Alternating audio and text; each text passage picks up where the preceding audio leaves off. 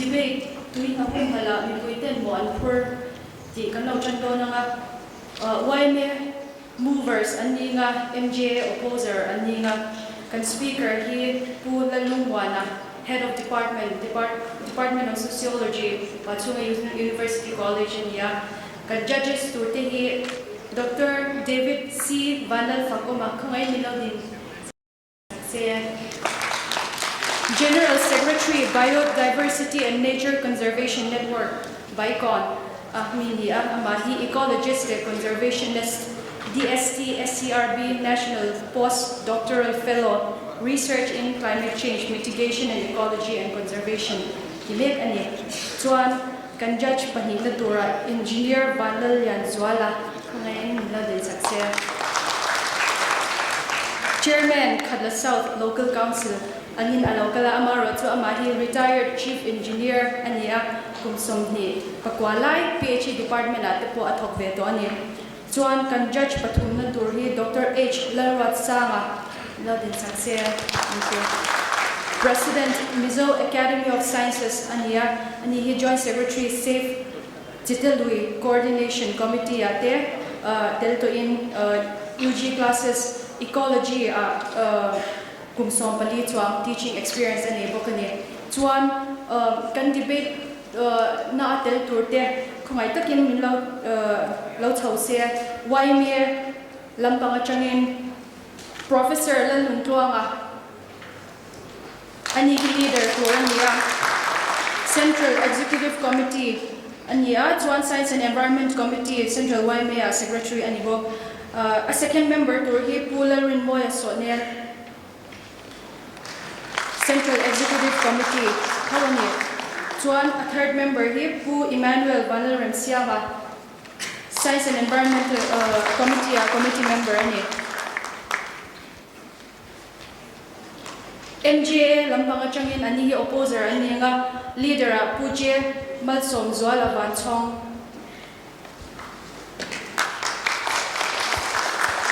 ani hi news editor Doordarshan Aizol nya news ya baka TV program te host china MJ executive member ani chuan a second member hi Puke Zol Thanpara so kamasan alo peidon meka ani hi news reporter bangline ni ania mission venga jengin MJ executive member ani bokani a third member to hi Pularam Din Sanga news reporter Zolzam Times ania ani member MJ ani ole tona chuan kan debate kan changal mop anga punte kan mangrei to deu hleka tira hin bo senatan chuwang chuan kan debater te kan konghal mal mo do na ni tin kan in nial na debate ti hi in nial na tin a soi theya asil fiana tang om ve thina pakhata chuan discussion tina ani thei thowa amero chu om zeneya voina kan ti anga setting fel taka roman thlapna noya 2.0 big hell ho le ngai to ho hi debate om zia pakhat chu ania chu voina kan kong zo mek hi ani tin kan debate da kan kalphung kan zawai kan thiat ta na tan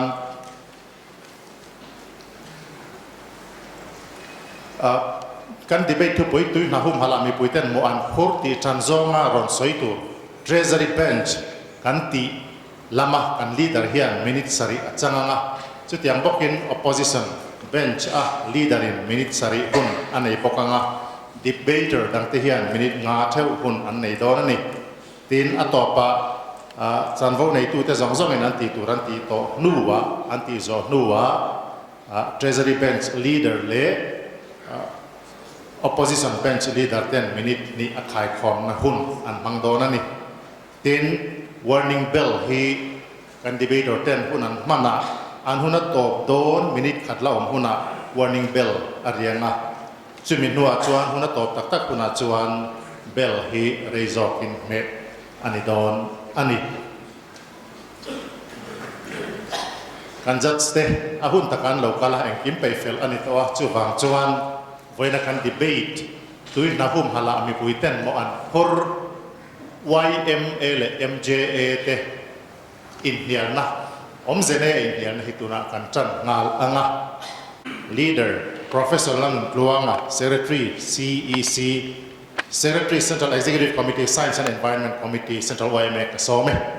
Who speaker le judge se voila tuin hum hal hi mi puite mo phuna ni ti sei ho na hun in hial fiam na hun mong tura ro man na siam tu chuga lom thu kan soya hetinga hun ren chang kan nei le kan mo phuna kan fiat sa in sim fiat non le na hun mong tura kan lo kal kho ma hi lo mom ka tia in zawai chuga lom thu ka soi ani mizote abi takin Christian te na kan rin na chu kan Bible ina thil siam dang te chuga mo phuna nei tura ro min pe kan mo phuna thil siam dang te chunga ani ti shetu te hian pathian na du taka siamin holvel to environment chunga hian mo phuna kan neya tin chu mi bi ka chun environment bi ka hian voila kan topic tui chungchang in kol bi tura ko hian mo phuna pathian in min pe ani india kole tui kan neya india kole tui kan niangin kan mo phuna constitution in chiang takin tarlang ania India Constitution article songa pakhatna A G clause number 9 ndang G a chuan A9 A clause G a chuan heti hian asoya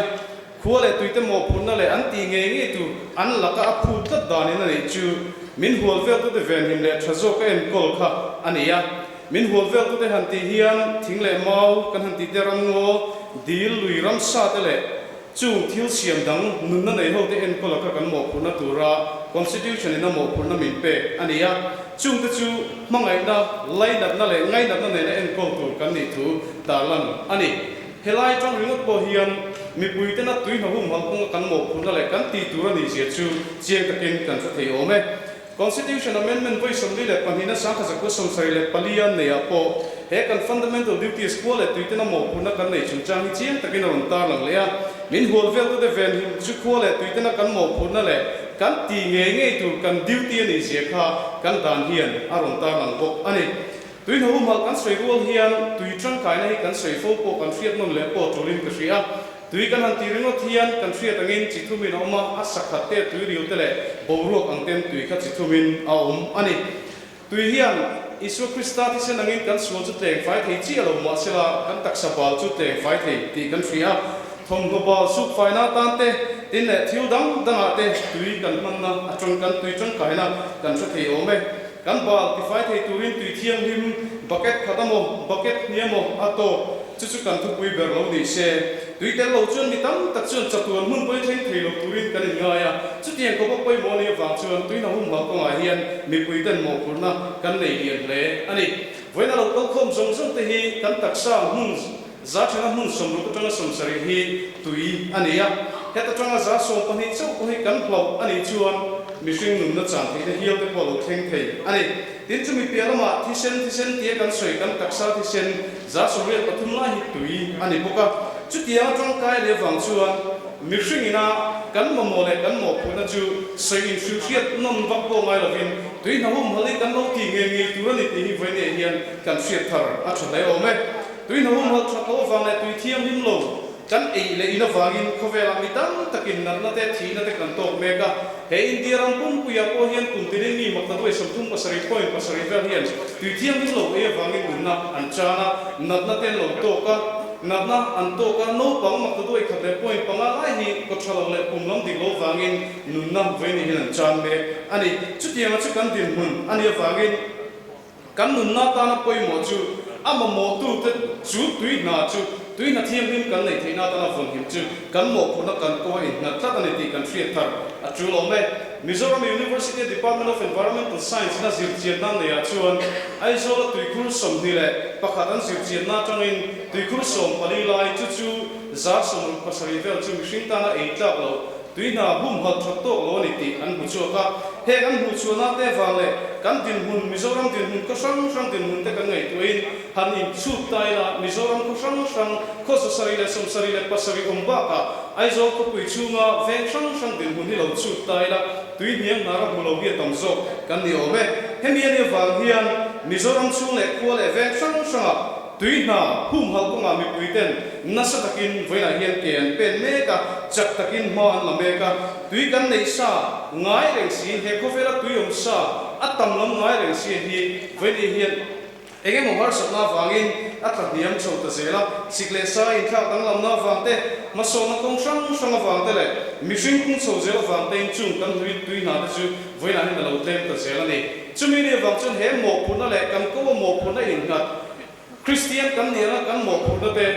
in India Constitution article songale pakhat na ina L clause G na mo phuna min be kan hian kan thang har sok ta le mi puiten tui no hum hang na ko na sa takin tuna hian ke kan pen chho me ka chu kan mo phuna len chok tu po chon na sa takin ke penin kan mo phuna kan len chok me zel bok ani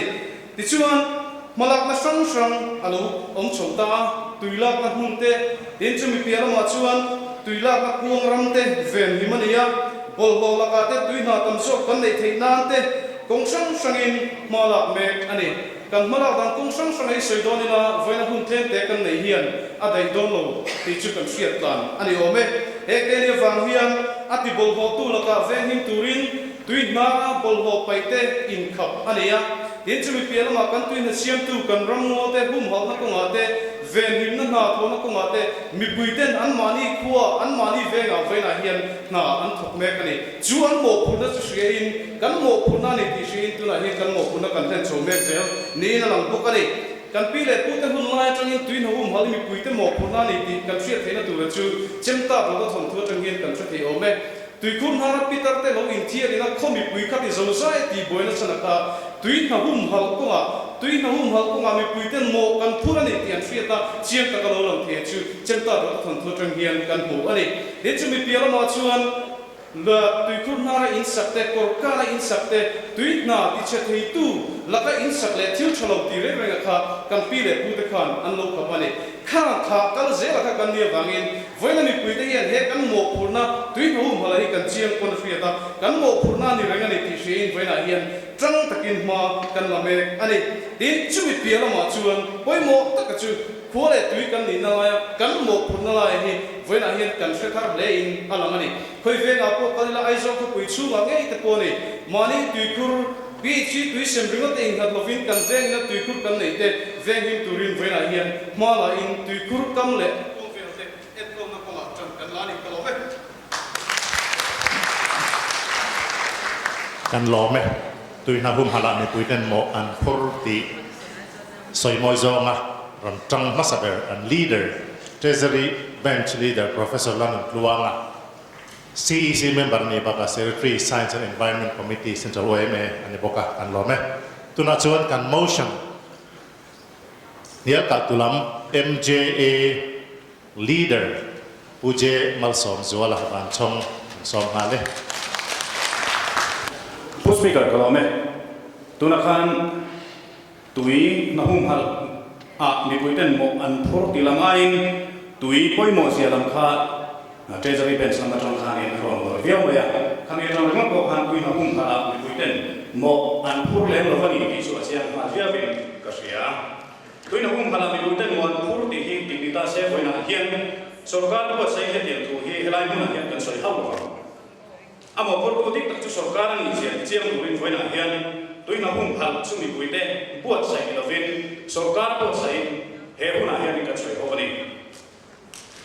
tum ma chuan kan nu le ba fi le ko te khan tui na siam tu an ko se ve ram mo te kha an ta ne ya an tam ka suana ni sia ta thi nong le hum hala ma ha ram dia sa tak le tim to ta ka ram ngo an lu hum hal thin te chu tuna chuan ril ru tina thon tu mai ani to hi kum kha le chen tui na siam tu ram ngo hum halin village safety reserve ko tini an lo nei thina safety reserve chu ma thing le ma te chu tu mai khoi ena en ngai ro khoi phal chin village supply reserve tagin sa an khoma protected forest reserve and the nature walk thina ni kha tuna kan din mun na ero hanin en tai la dan ngai ren kan na ma khoi ame kham te khan zo ta sarkarin nei tulina thimlung kan pu thin min thia saka forest reserve te chu min ven in sakle silo kan tuina siam tu ramngo te chu chap takin a chere chok ta sel lo the lo ni mana khan mi puite chuan an mo na an lo len to thina tu nai ro sarkarin na ti tu ati ve ta o wa min mizoram pung mai hi tui hal tran ta ani ber hi mizorama kan umai pon in ber oi me ma ma khom puya hian tuina hum hal chungchang arona cho puita a PhD le weme photun nei ra tha achwa ti te mi bui ru ruwa har tharna thin so zer ti te he ti kam mi bui te chu zirtir ngai ni ya zirtina tik pe an ni chuan an so mai thing le ani weme mai ni lovin mi zo kam kong ram lian ber restaurant sinot po aron pen chua ka kum sang ni le som panga sinot dim kong bui ro re general som pre na chuan tuina hum hal chung chang hala re la ni ya social front lamin an bui bui me kani mi bui te zirtir ngai ni sia hem te hem atinang chiang sela a zirtir tu chu sarkar le ka put le te ten ni tuina hum hal kong a hian tu ma songa tuina siam tu village safety reserve thata ka hal thin mi bui te hen mo an phur ngot lo tun ma anga in kai khoina tha kha kan ma mo ani so sarkar la mo na len so lo sia chu mo speaker Mizoram Forest Act 1955 moya Riverine Forest Reserve kan lui hian song song ate puan ani ya lui kam tu ton mel chan ve chu reserve ani reserve area sa zo ngot ko hi kilometer sa sa su thum pathum point pa ni bia za ani compensation to boy tam ta te hi forest reserve ni so chunga land revenue and settlement department in land pass pe chin wa ani ti achia hian emani sarkar bokin tuina siam tu reserve forest ti sere zo in puan lo ram pa sa pereng na ni ya tun hi kan thleng ta ni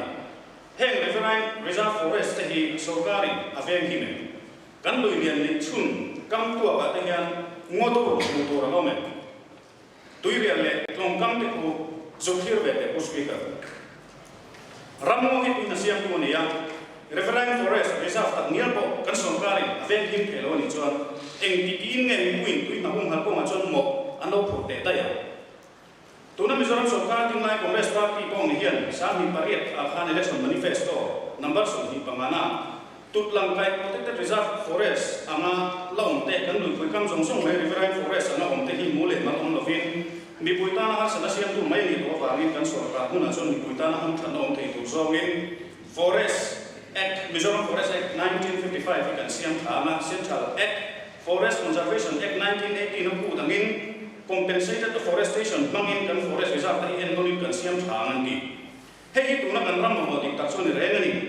lui pui kam ram mo tha kan che tuai tuai renga a tha na tu ram mo thar ero kan siam le silo kan lui pui kam reserve te kan ti chere wa ya hian tui mar ber tlang ram ki reserve ko na tur ta le heng song song hi pui mo le lo so ka ti ko ni pu speaker ni china han chen ta ro ta thong thu ka treasury bench lama tagin na ron sei langa ani kani kanin hun bek dan timon mai hian tuina hum hatam a hoi lo mai khoba chenta ro ta thong thu pitar te pi thum na ra e an soi te ka chun lep te ni ai zo ko le district ko pui dan te kholian so te an thirila kan pui thum na song songa in hun in pe in kan sa khat fe ka ek hi bol lo khi ne kan tui na te kan ti bol lo zo ba tui khur na tui na in siam na kor kar kala ngatin in sak na kan in pe la kan tui khur lo kang chat ta zer te hi mi pui mo ni lo so kan mo to kani chu vai ko speaker tui na mung hala he mi pui te hian mo an khur lo ba so kar se ani e ram mo che la silo ti thing hun lo kum ta loi te hian wa me environmentalist and an hlau em pam hoi kan be chiam mai te in kin lo ka in china min them tu ani le mai ani mason kan tum da na hian ram mo ti chere lo song tui na ti kiam lo song mi sing nu ne na in rem le dai rei tu sustainable development an ti hi kan hir me heng song song ti mi pui te mo ani lo so ka mo ani pu speaker hết tiền lệ miền mà số cán cục lệ kể department để thọ khâu na thầu nuôi hiện anh tin hệ tuy nó hung hăng không mà hiện hoa bản son để lúc lên năng lệ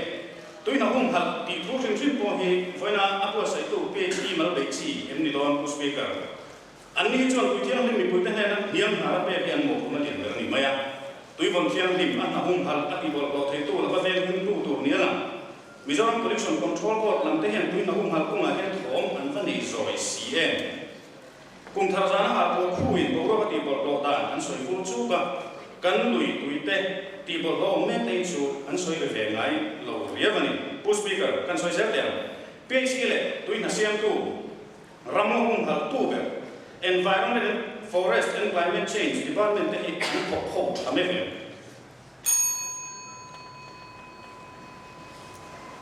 tui mamu em Department ang PHE Baka Irrigation and Water Resources and Tite Fisheries Agriculture Horticulture dan Resources Soil and Water Conservation Department le atangten kara thohom no thawne ong lo topani voithengin antum ho thomte meeting an le ho thomte kan singa ga bani two speaker lo me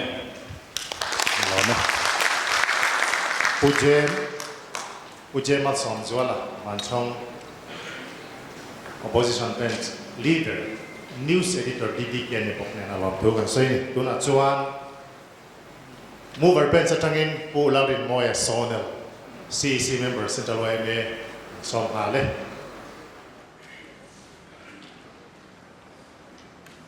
speaker tuy na hung mal hi mi pui te mo di ti sei na hung cha ane ka lo ma sti ro in thil dang zong ai sei na sa ngai chu kan opposition member ten an ma ni ko na an o ya lo tu sei ngai ya ni ka khoi he tui har sa ne hian hong ama em ma ya thing ka mo pakhat kan kang na chu no pa an tam em ma ya phiam thuan sei chen dan chuan he khoi ye ke ti ta mai no pa an tam ti ka an chui chiang ta chuan an hu chua chu tui ka an ha thi na ti ka phe thiam mai tui ka ma na te na no phiam ka no la chu wang chuan no pa han pung ta ni chu wai me lan te kan huai pui thin broken family atangin suan nei an na sa berni kan ti thin ka ania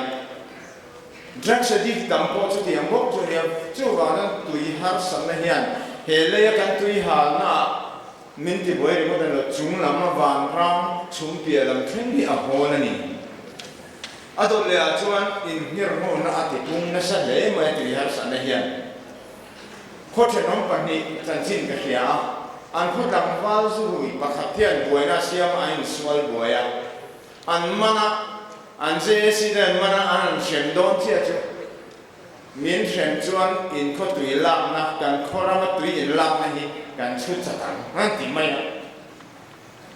an je si le ko ran no pa te me min zu roi swal boy na mo pu tu te ne na ngai dam di an le ngai zo kat mai chu tui har san na ba chu thiam chu kan din mana na ba in tui har san na da hian mi zong a ko ran no pa le a tu po min homa ba mo kan thorani ador le chuan nam mol pho na a fani na se min hu dan chu mo mi zo ho chu mi zo ra ma cha a ro tu dong tha em ma ya in tinin an du ai tam theu an pai an tui de na chang long liam zong hiat an ram ati min dur tura si poli nan dir su le ni na ban na ka le no ya an in chung thewa tama an tui du lo an pai bo ta ka cha la ai chu le no ya tui kom ha na te pom su ti ta se la kan du lo le ne ri no man chu ti ang sia na pe pa chu pa ho ko da kan ha le ne te ri no man ma se adik sia ni chu kan din mun dik tak chu ni chu ti ang ko pa min mong ania bang chuan mi pui ten mo kan kan phur chiang adol le chuan vane tha takin kan opposition leader ka sarkar chaklo na aron sei za ma kalom le ma min pui ru hian ka sia khomai sarkar tila treasurer sue kan mela chu da chuan sarkar da le thu pe en kol tu ba chu DC ne chumi omna bulloka chuan petrol pump a oma chu petrol pump atanga ban phla le ga chon dan lo petrol zor an thutlar pu ta tunge man ngai tu man ngai lo chu kan sarkar hen mana changa tu khangi ni china reserve ti chere wa ti zong po adi ku fiken chu ti ta kan sarkar kan in ma ngam lo wa tak chuan lo mi pui ten mo kan ta for the people sarkar for the people ania wangin mi pui ten mo kan pur chiang ta em mai in tin nge he ka rotwai for rek tiếng lâu kỷ niệm nhiều khác tùy cầm tu ni tin cái chi staff tên ăn man dễ lắm mi ở đó là chuan tu nào tất khi cho cái điện mình sẽ không mày tùy xem tu biên nu chuyện ông đi đâu quên học xin có cái vấn đề mình chia ra bằng chuan mi bùi tên department này đàn azomang khắp te zom về tu cái nhìn dược tira mà nên vào lâu her mấy lâu tu ti te en kim min dược tira ang khắc kan zoma kan ti về tu là một kan thoran to bera cho tui te lo ông thấy nhẹ lo kan nêu vangin ai zo school pakhat chuan an no pang te kan ni ti in bol tu ran tia te ran tik zia ta ni nui na mangan zia so in bol lo fa te kal tira in bol tia atik don chuan KG1 train corruption zil ti don in box ya ai bol ti si box ya mang angani mo kan va pho ko sai ngai bui de hian lo me Pulari moya sonel lome tuna chuan opposition bench atangin uke zo than para news report abang lai ni MJA ayo kusoi tulikan some Speaker talome kama khan me pui mo na aran soi don emo kan dia point pakhat chuan soi ve mai thea ma set at soi tam zo pachu sarkar mo phomna sarkar ti tu de haran soi tanwa din ka sia chuan an thu pe he an chiang lo emo ni chu ka de dewa an chiang lo mai ba ka an tran chana hian soi turan nei lo ko ane mai thei ane Speaker kama mi khan pui zirtina pui mo zia aron soya ni pui mo vio renga mi pui hi sarkarin azirtir turania mi pui chu kan pam hama kan du kan timaya thingtla mi pui zong hi school po kal lo te pol thong po pa zo te an ta mani chung zong chu zirtir ngai an ni kan bai bula thu fing te bung som ni pani cha ba chuan no pangchu akalo ko ma zirtiru la o pathun puina thalu hong ti omani heta hian no pang aron soi ani maya no pang zirtir an ngai ang pokin pui ting po zirtir kan ngaya tuin ha hum hal tur hian mi pui hi zirtir kan ngaya tuin ha hum hal pe mo je mi pui an she mai lo tin a hum hal dan dun po an she mai bokhek lo chu wangin mi sarkar mo kai noi anwaya agency den an mo an zirtir masak angai ni pui thang ha tur chon chu wang chon sarkar apoi mo sa chu ten tur chon mana chuan ku speaker in lo pan lai thei chuan ai zo rungat po he cheve hi mo ve kani thingtlang pe chu mo tam nu tu thingtlang khuwa tama kilometer khat vom chung ka chu ram mo ve kani Mizoram Forest Act saka ko sama panga po khan section song pani le song pathuma kha safety reserve chungchang te protected reserve chungchang te mani chunga chuan sarkar ti tu tam tak nei mi pui zirtir na ani na tu tam tak ai zia tlama notification chuanga chu VC ne na penga VC in tlama au tirama ti te au me kani ma se chung zon chu tun theng sarkar in ati lo fa sarkar in ati lo wangin mi pui an shedo lo mani chu wangin mi pui chuan ram abua zela ram mo tha pian kha la wa nei an tua e chun na lo nei ba chu ti thei an nei si lo chu wang chuan bu an thar tam theina so thing an tar thar tam theina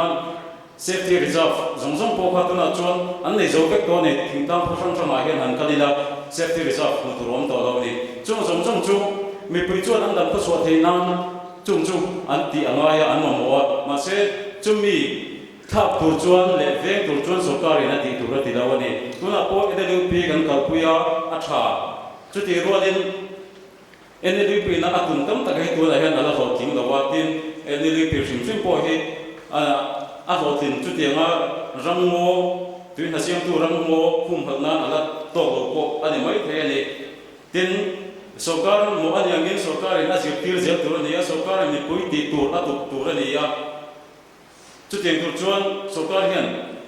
Mizoram Forest Act ane yani maya chu ti ren water policy tuin ha kan mo tui kan mo tuin na tam siam tur hian policy mu mal hi ala nei lo fim boka chuta po chuan sarkar hian ati tur ati lo policy nei se chuan mi pui chuan kan zom tho le mai ang tin ne china han sarkar mo thona ka ma no soi khan tia ne adi greng ani mi mo thu tuin na thiam tia tia la hian mo tho tur kan ma ni chuan mi pui mo tho nei lo in sarkar mo thona ni chuwangin mi pui te mo an mo tho lo mi pui khlani rongkal khom jong jong bai pui chu kan ni mai lo sak re leng su za tur ne lo sarkar thu nei tu ten te an sak sok tur ani ten ko speaker soi to angin reserve forest singlang a ong thin chung jong jong chu sarkar ina a fen le a hum hal tur ani ya ten chu teng tur chon mi pui chu zirtir ma mo ber kan ni mi pui zirtir turin school textbook ka te hen twin home hal te sarkar hen te sela a ho ma tam chu mi ram chon no bang te tangin no twin home hal pui mo je an ria ma chi chuan nakina chuan chu mi te an lo than len le una chuan tuna twin home hal pui mo je kan soi koi soi ngai to lo mai thei ani tin tuna chen thar wai me ten sang kum sang hi som pan hi a PCN agreement an ziak twin home hal na ko ma la turin heng an ziak te hi ziom reng ani he na yan tir chu twin home hal tur hian mi puin mo an phur mo lova sarkar mo an moya mala thei poten an pui mo jok je ati lang cheng ni pu speaker ko me kan long pukezo tan para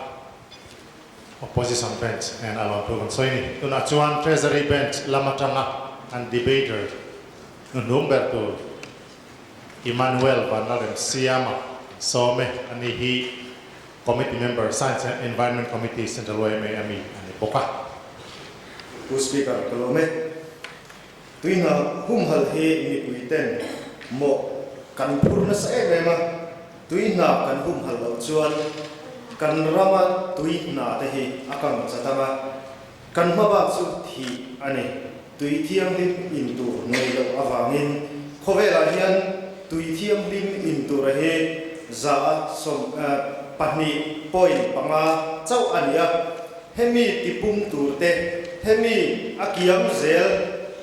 ven na dura hian mi puiten mo kan phuna sa ema pathianina mindin angin kan bulami te kan chevelami te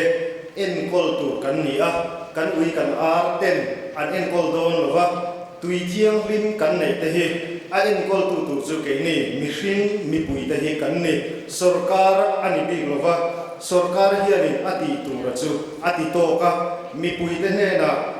adi atha amoi le kan ti tur te min srila central way men kum sa hi som le pati khan in rem na tung tui na hum hal chung cha ma te an zia akha apoi mo na em le atang kai na chu tui na hum hal he sarkar chawin ati tur ani love mi pui ten heng tiang hi shil shiata an om theinan central way me hi ahuam zau zo mizoram po na te po branch nei ani awangin mi pui te ne na hen hi a thleng phat chak zo nge ati awanga in rem na tu thung nei alo ni ta a chuta chuan central way me po in theito pin ma ala mi ma ram lak let ang chi te tui khur ram ni thin ma se mi mal ram lo ni ta ang chi te po kha lak let atam to ni zir chian na chuan branch za le pakhat zir chian na a tui khur mi mal ram somli kharu le van tlang ram somli lo ong thina kha tu na hian mi mal ram an lak le hi atam to ani tin tuna hian safe chitelui ti te alo ong ta a heng te hi mi puiten kan mo phutna kan thria chiam wa ani tuna hian chite a hian tui in tla pakhat ma om to lova tuna hian a then fai na kan thoka chu chu mi puiten kan mo phutna tui kan ti thiam bi le na tu ani a kan tui in tla to lo te in tla ka kan siam the na tu ra hi mi puiten kan mo phutna sarkar chau ani lawani tin la khelo te ne na riat zela hi mi puiten kan mo phutna ani sarkar chu department pakhat PHE control bing ta ila PHE chu department pakhat chau ani department pakhat ai mi pui kan tamzo kani Mizoram mi pui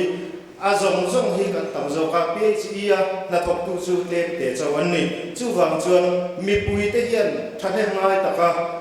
tui na hum hal chung chang hi kan hriat chuan tunai hian tui na hum hal na te po hi amo phurna kan la in bur bun thei bok ome la khelo te ne na kan thil hriat zelo chuan ke ni hian in kan thil lo chuan tunge thil ta ang kan wi kan a te hian an thil do nem ni ang tunge tong thei om chuang ke ni mi hring ba ka hi thil hre tur kan om chuang lo ani tin zirtir ngai kan mi veka mi pui te hi zirtir ngai lo mi hring kan om lo wa zirtir ngai lo dang mi hring ni lo hi kan om chuang lo wa chu wang chuan ke ni mi hring te hi in zirtir zerila tui na hum hal hi mi pui ten kan mo phurna tak tak ani kan constitution ina khole tui tha kan ni theina turata na aron soya te po khan mo kan phurna kan len lo awanga kan to na hi tam to le ani chu wang chuan khowela mi pui mak ta duai nga zela hi tui thiang lim in tur nei lo thi kum khata an om thina ni chu wang chuanin hei wai me de te lo nianga wai me chuanin ma kan lan sa le le do na ni TV a te po hei kan reporter te po in an lo chua le chuai nga thin te an ron phun le nga chung ke te chu news a te aron lam le chuai do na ni chu mi pui te kan aware wa nga ni mi pui te hian mo kan phurani tuina kan siam bel le na turin thing kan phun thina alo cheto sa te po hei hi ti thar le na turani ti in mi pui ten kan mo phurna a kan chiam le to ni u speaker alo me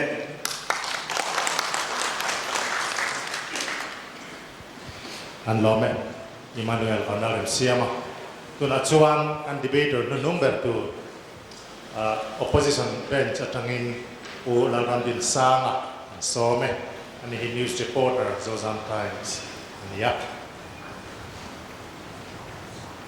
Speaker, tui na hum hal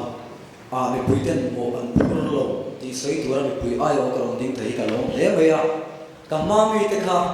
central way me lam pa ka u nau te him amol bo in an bo ni ka sia an than na sarkar lam than tu li om tak chi sarkar ti thur non sei ta zu zut mai lai hi chu ani en fiang aya he thu pu ya in chiang tok lo ni ran fi fi me du kok cheu ani tui na hum hala hian mi pui ten mo an phur tak zet ani tin aron soya amaro chu sarkar na thok te hi an omngai hau lo thina ni don ta chumi ni chuan sarkar hi engwanga umge ni ti khaka so mo ka de post speaker tuina hum hal ko ma hian mi puiten mo an phur si chuan engwangin ge India sarkar hian national groundwater management improvement scheme te hi dewan hemi tan hian cheng vei bel cha sang ruk lai mai man turin sum ada mi pui kut ni ta se chuan sarkar hian chung sum vei bel cha sang tel chu ada hak lawang nge mi pui mo ti tu te hian mi pui kuta kan da nga chung vei bel cha ta sang tel chu mi pui na thokhom turin kan ti do ti na em ni love sarkar mo ani chung zom zom she da wang chuan central sarkar po hian mi pui te mo ilun sarkar mo ani ti achian em awang hian chumi atana man thura tan chuan sum aron the chuakani kamami khan sarkarin ati thurati aron ti ni mase sarkar ti tur tin si Indian State of Forest Report 2017 kumin kumtira antlang zara khan India rama Mizoram hi rammo chere ubhandi chu sarkar ti turati em kilo natinge mani pona kan oilo turi kan soi fo ka kan mama le mi khan aron se chu tong kam thiam tak khan mi pui ti turani chung chang khan se ya kan ram kan soi thim chu kan politician ten tong kam thiam tak mangin kan vote an le ya ti tur sang an soi thin amara chu tu na hian ati tur kan mulo vai kan nung oilo kan nor loi ni chumi wang chuan sarkarin ati tur nge ani silai mi pui mo pu that hi apui kan tia trong kam thima wanga amo phur tu te lo mo phur tir lai hi apui kan tia chu sung in lo riat sak se kan du bokani tin kan soi kamami te pon se an mani nge pon an soya central way me le pi chi an thokhowa engwai nge pi chi department hian central way me thokpuya so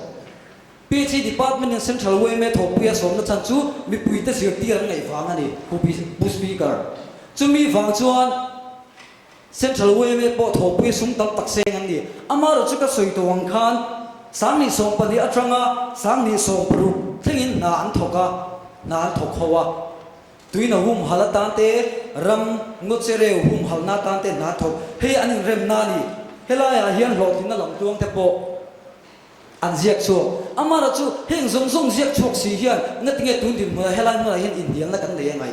aza thak le mai ni PH ti turati lo nge central way me hian ti turati lo zo PH hi public health engineer department ani la hian central way me a tho pui da hian branch member tina hian PH department ni la hian thil fem ka zo du chu in tom thang pa hi lo in kom thang pa mo in thenong pa hi zo to PH department ina ati engna PCE department hi engna thonge ti in so chon tuisem ti na sayang PCE department hi tuisem tu riot in ni lo an ni lo PCE department hi mi puitan tui thiang him kan in theina tura tan na thok tu an ni chu po min sil thelo tu te ne na tho ho ra hi atul do nang ni ti te hi kan so na ni tin kan soi du bok chu pu speaker mizoram a hian khuwa mishing chena sa sari som sari pasari anga chuda ni chita chuan tui khop tui in tur mu mala nei lo hi khoza li som sari lai omani chu sarkarin ma ala central way me ten nan thok dun chu ti rule ro chon na tinge khoza li som sari lai chuan tui in tur nian na la dei thei lo engwange mi pui mo ni lo sarkar mo ani chu wang sarkar hian ati tur dik takhi ati athula anna hi athonga ni ti hi kan soi du boka tin chu baga puspi ka kan soi dal du chu mi pui hi zirtir kan nai ni ti kan soi Indian Penal Code section zani som sari pasari na ina soyangin mi pui na tuyen ti pol lo ani chuan man thei shem the ni ti alangani amara chu ke chanchin thar thu thar the da tu po hian ka shalawani ta mol wang ani em chu chu mi pui men zirtir lo wang ani puspi ka soi tur tam ta ka kan tui ta tu na po ka ri buan buan in sia kan soi dal du bu ka chu budgetary support pelauzo zai thiam ho green mizoram network ti te NSS te chu sarkar lai pui tanga sum ron ka ni chung hoin na thata kan tho thei lai chuan PH department te central way me te hian an tho ho na ta na sum tam tak an sen hi mang tang ka ro se kan ti ni pui mo phur ani lo sarkar mo phur ani ka ti ni chu ka lo be an lo me ula kan din sana political voina kan debate chu kan zowa amai ro chu debate kalpunga hian treasury bench le opposition bench te hi a thai khom na amor bolong na hun claim pe kan ni thina voina pochu tianga tan chuan minute ni ale lam te hi kan pe don ani tunan ko sei ro hi chu e mak pe tu ani to don lo thunga chu debate kalpung ani ome ole tuna chuan a treasury bench na matangin ni mo thai khom na sei tu ni minute ni hun te warning bell le thir nam an peri to lo wang speaker ko no me duina hol mi puite mo na chungchang ka kan soi chowa kan mo purna ani chovial ti chu kan han fial le lam kan soi ale lam ko nan soi kan sarkar ka mi pui ta tho khan ya wang kan mo purna le din la hi chu kan che ta mi na la ki sarkar mi ko hian mi puite mo purna le ti a che la wangin tuna hian sarkar ina policy sama ne ya ko mi puite da le na le mi puite tel ve nge na mi puite sarkar ka na tu le an mo purna se te na ta public private partnership PPP mo tin engim legal to PH department de pon the hi an nei chu central to scheme man nei ko chu zong so na chu mi puite mo purna fiat na mi puite mo purna an nei an fiat arze te na ta na policy lo ka te kha ka fiat de so so ho ka ani chu na chu thu poi mo tak lin alanga patrol ovin kan fiat te chu tu na hum hali mi puite mo purna ni ti lai chu tui chungchang sarkar policy ka re a hian ada poi mo te chu mi puite chu an mo purna fiat te na ta na lo kal pu ka ani Nachina kan forest tumcha kan soya he kan maya kan fria re community forest kan fria kulai ve ni maku re le ailom khoi nan kami buiten an mo phunali yan fria ai zo dina tui kan kom me long tui na kam ta ko hi kulai re forest kan lo kam ko ni tani he ga ko hi mi buiten kan mo phuna kan den chona lang sa tak pakhat ani o me tilai hian mi puite mo phuna sia tira chu mo phuna chu keng tlang ze tura ti hi sarkar na ake ken poi mo tak mi puite mo phuna sia tira chuan mo phuna keng tlang ze tura mi puite sia kha kan sia ten kan opposition ma konten an se ka sarkar na ti tura ti lo ati lai le mi puite mo phuna ni lo an ti lai sia tu ta chu thil chu ta le poi mo tak ani o me tuina kan hum ma ko nga hian mi puite hi sarkar siam tu kan nia chu sarkar chu mi puita ania wangin mi mal tin hi sarkar kan nia mi mal tin hian sarkar kan ni na le mi pui kan ni nam khan mi mal kan ni na te kan kho mong te kan mo phuna kan le le he tin hum ma hi phak thu a cheng lo wa mi puite mo phuna ni ti lai hi any treasury pension ina kan on soi le kan khai kho na tan kalai kan soi na le ani ek lo me an lo me ka salam chuang oleh tu nachuan opposition pen chatangin minit ni ani Speaker kome na soi na ka ni demokrasi rama chuan ni pui ro le na chuan kan ayo te kan thang trina village level atangin village council atangin local council te hen khai ne chowa chu ten chuan kan ayo ba ro le tu te mi pui den kan thang chua ka chu mi te chuan min kai hruai trina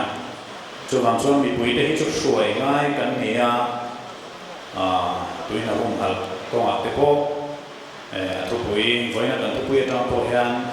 nia mi pui te hian mo chu kan pu me mai ti hi chu mi jong jong ina kan thre chia ania chu ti lai ro chuan so ka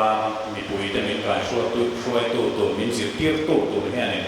ati tu atlen chua ken ti hi helaya opposition bench lamina kan ron pholan tumber ania empina an soi tai na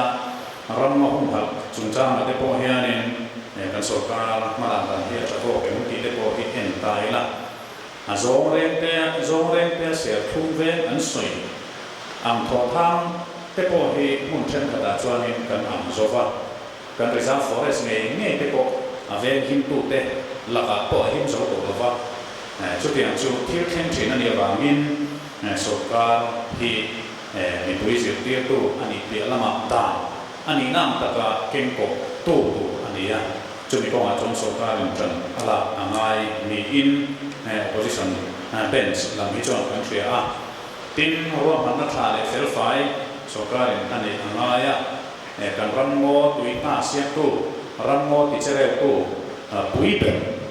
hemi kan tlang ram lo nek bang san tu ra ro man kan sin ko a po hian sarkar lo to te point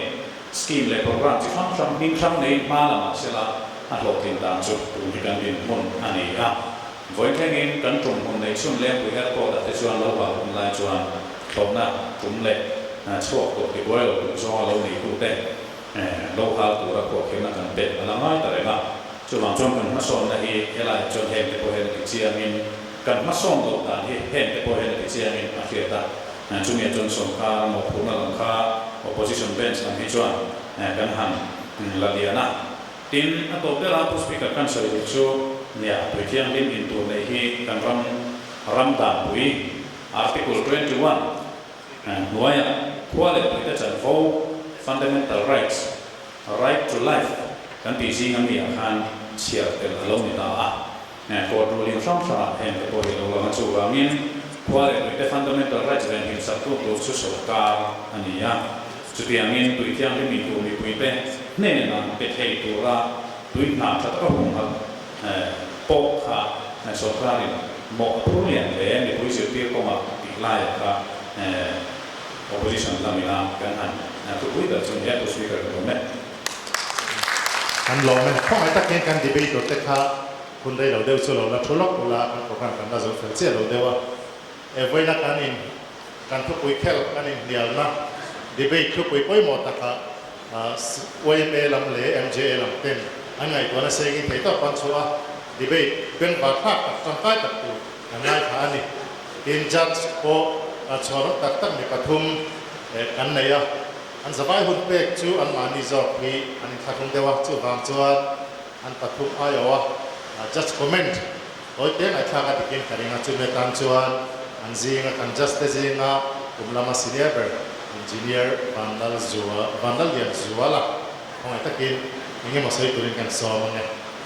arem chuan stage atang ken ni se speaker là với là mai lòng cao khó để học sinh chỉ vậy các bộ các chú thì với là cái điều là hiện aku mau ambil kop maya angai nom boka hal hedia hal ngai to mai chuan amo pu chu kan ni ve ahin alangani chu a sarkari policy an tuana kan king ko zolo ko ati bai thea amar to su mi supplement tu jom mi pui kan pui mo mi pui hi kan pui mo zol ko emyo ti hi ke ma mi mana kan ngai to chon kan ta lang tua asan chu mi pui mo zo sarkar on the lo ni chu wa ge a mi pui a kha sarkar policy a tuan dai chu en tin ga an ken ko tha em ti hi kan ngai tua da na han a om tu la ni ti hi kan se lang tua chu lo le lai ya kan comment ta ka chon mi dan lo ko han se ju ka du chu với na smart water kan te hi tin với một ta ka PC department le tu na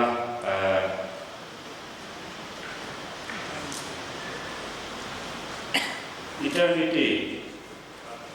partnership buat sai hi alo om ka tia hay tu lai chân tùy bị bể trùng trang te electric bill bể trùng trang te hun te hi kan ren to hun kan nei to lo all something na te ke do na amaro chu ka department chua nam huyan hi kan soi ve do chu kan tui supply as smart to ra ne ti hi kan sa le do ne smart ti hi kan han tia as smart tak ngem tu kin jing halai han soi to me la mineral water pur kan hu khat as smart lo de o ka ti do aizo product ani lo in kan wa ne then kha kan la smart ko lo in o ti hamar to smart kan tum don we that on the way to smart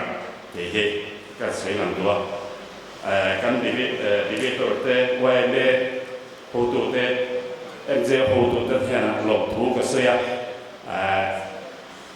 thêm cảnh xe đồ tụ tắm cả cái anh suy là ngam một phút na cái này cái anh ấy thì anh trong các bạn khá anh suy là khá cả lòng tại rất là này khá rồi tôi sẽ quay cảnh xe cả lòng đây Aminga speaker ni mana lema zong kan se le chaka ni lo se mula tin lo tu sai po ka chan go ni ka che go ka sung sung kan ti chawanga debate kan han tia hian toy them bra se ka tum ka soi ma sak da du chu hemi athu pui tun chu ma chuan he kan che the ve ka tuin na hum hala mi pui tan mo an phur ti hi a tha khop mai a thua tha pa ka asia tan hanga hian a positive zong in a statement ka ziak an ni china mo an phur lo chu ti tai la a negative zong in ani ne na ka kan ziak ne na ka ta ni debate chim ma chuan a thu pui emotion kal ko a hian khati ang chi a negative zong ni lawa tu tuang tam ang chi kha a ziak na mani chu tiang tak chuan debate poi ha tu la ko sa tu te kan ro han na to sian hi an fa komit ka chia in kan debate a hian a thu pui emotion a kha uluk to ka kan chuan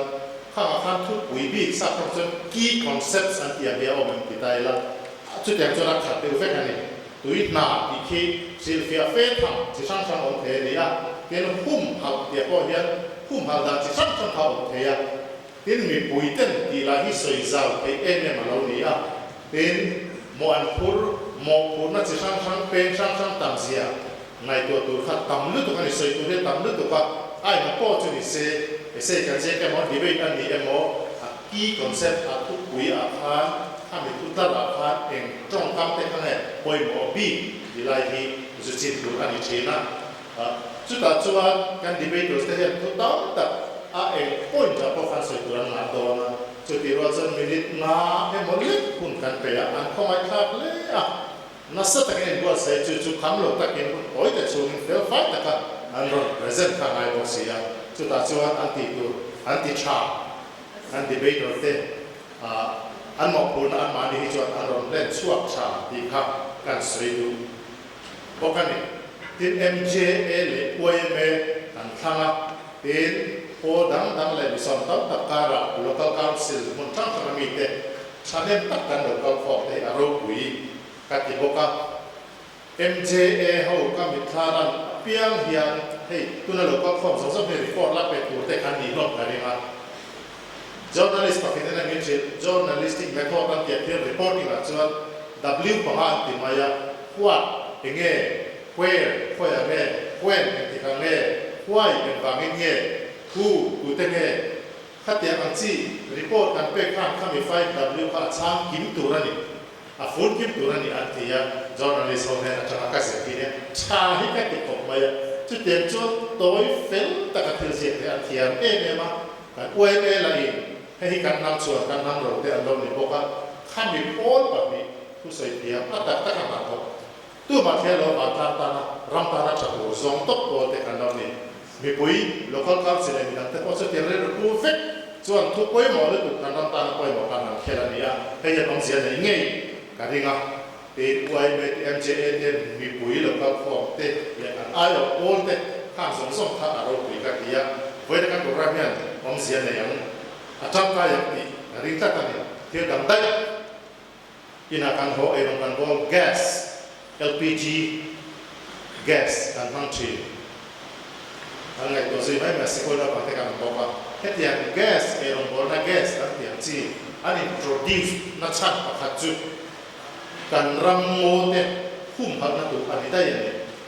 thing tu ari ma ta erong kan bolak khatiang kha kan ni tin na kan han chuan thing kha a he don tu ka chưa vàng chuan kan forest kan ram mo te hu ma ngai ni chưa vàng chuan petroleum products ho hi e rong bol na ta kwen ma ngai ni ti hi so khat policy ka nia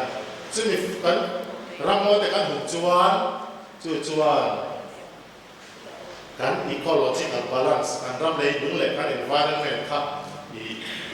ani tu ram ta ka ram ti le kan tui na te ka kam la vin ruwa tui te kha ti khan khai te ram sa kha song song ta kha atang kai do na khalai central social policy pui te mai kha LPG gas ne na jom na lai kha kan sei cha kha na bang zok te ta nei lo mai kan lo la ti na dang le chuan electric ka sei lo ni tui re na koi mo sia kan sia kan izitir me masih kan ren view sin khoi ru ma mo kan in bua na mo khoi lai mo tui alo in ka ko pa long chuan kan hu ve le kan kha thi ma se electric chu ka lo om lo na ru ko a e ke kan da fu mai han ngai to chian te u tui chung chang a ei kan film ko na man lo ron lon li a lon ra chu kan thar lo ma ni chu ma chuan kha tiang chiak khat electric te po hi kan man lo ka chu off zia ta nge na chuan voi na kan program hian department dam te po ka min hong se tha zo nge kha tiang khat kan lo chu ti na kan do na ngai to zuya chu kan sei ya dua jat so te hi na khoi khat da ni ka tia kan khoi na san chu tungai mel cha de tungai ku sai kiam da tungai sai kiam da ti te hi te a har lu tu kan missing ni tina mo da te beng ina sia da te mai tha da te adon so da te kha ani maya san zong te ri zong te ba i figure fel ta kan nei sa le ka te ma ron lang su su kan si da woni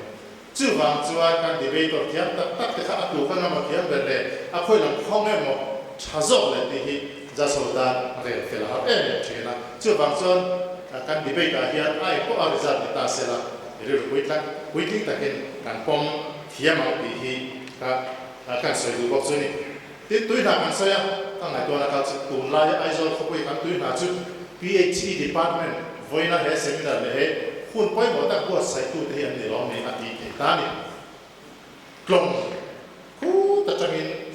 lak pakhat man hi a sira sa tong moi lu tu ken mi pakhat ina tuane klong lui tanga a tui pam so tur a klong kal kong zong zong rough terrains and deep ravines and there khat te kong zong zong a ta chau the treatment from khan lo pe ko ka a boy bui tu chang department ya public health engineering department along ita health lai hi kan ngai to tel lo fo ma se mi pui ta tu in tu ri a thiang ni te tu ri PhD ta ko hian ne a ti thiang hin na la hi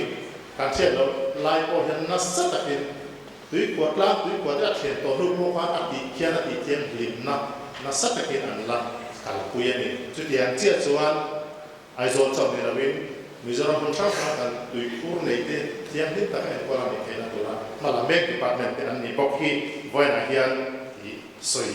atan ka du bok ani tungai ma po ti la ta ka hi chuan kan ho tu dan sei to ka kan ri ro fo ai trom pek en ka ring sarkar ma po na ni ten mi pui te kan ti hian sarkar ko bo tho ki zong kan angai to ve te ya a to na atana kan sei tu chu mi tin hian mi pakhat zel hian mi thiam te soi dam chuan kan sia emo shelo mo kan du emo tu lo emo mi tin hian mi dang song nga hi a che zong ene mo a tha zong ene mo kan influence anu kan kai hwai an ti ni chu wa chuan voina local form tan ho tu te department le por chan sang le mi poi mo tak tak local form te hian tui chung chang a poi mo na ren je ma poi mo na khol ke ma poi mo na man chang kai poi mo na tui na ku ma poi mo na te chang chang kan se voina kan se chu te hi ke ni ho ina a soi na tu mun ta ka a puan za na mun ta ka dik ta ka soi chuan mi dang song na hi a tha zong kan se ti don ti na ni ai very sala ke na chu chu tin chu mi ta chuan an soi khai se na khát điện khát với nó cần thiếu gì rồi thì cần hậu tu thế cần debate rồi thiếu tất cả les paper cần này cần thiếu đáng là cần rồi rồi thì bỏ khác mình quay thế này là trong tay này sualin thì cần mang ăn thì chuan hết seminar đấy hết program ôi bỏ tập hiện cần tâm tan cần future tan ông giờ này nghe thì khác soi về chắc cả quay đuôi đặc sĩ cần soi về thì khác đã cũng chia chia đi cái kia đã cũng chia chia trong tay cần chân bỏ khác mình đủ angin kan kai koi thiam tok lo ani theye mi thiam thiam na kan ngai kan di la chu ti ro chu PhD department le eternity partners Priscilla al kan pui le la ta kimi le chian te ba ka kan debater song sok ta mi pui song sok is a vai chu ma te kan judge te kan tabulator te kan timekeeper te is a vai chu ma ni koi pui tu te song sok chu ma hiện lung ta cái lò của soi đi. Headline speaker di Miron saka akun ku tak te Miron pe van lò của soi. Oleh an debate result hi atau anaki dah buat ngai ngai nama rasu kun tangkai sahaja mak dengan durin tunayan puan main ni se dia tiap veve akan Treasury bench le mover le opposition lama ka antiam ve chungin apa yang sang zo ka ke lova ti chuan voi kan debate tu kui poi mo ta tui na hi tui na hum hala mi kui ten mo an por ya hian apa yang sang zo chu MJA ania tin pahina chu YMA ani Kan lo man te min sem sakturin engineer lo ro thanga superintendent engineer is on Watson Circle so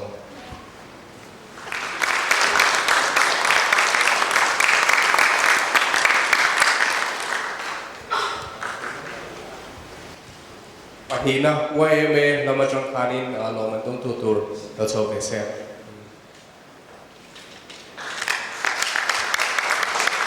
kan lo me Ula lung muana chunga kan lo ma tin kan judge te an hun futak senga helai muna Meron Telpui Havang le Meron Judge Sakavang Khanin Long Thusaina hi hlan ve kan duwa tuna Dr. David C. Valal Fakuma Paikon General Secretary Lau Chau Se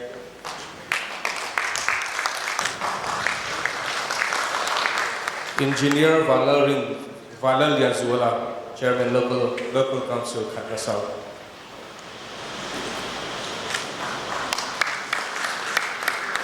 Dr. H. Lerbat Sala, President, Mizo Academy of Sciences.